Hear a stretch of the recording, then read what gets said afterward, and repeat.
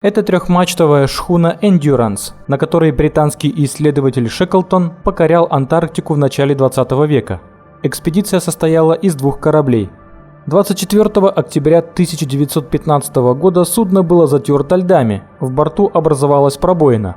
Команда вынесла на лед самое необходимое, после чего 3 дня боролась за живучесть корабля, но он все равно затонул, благо без потерь.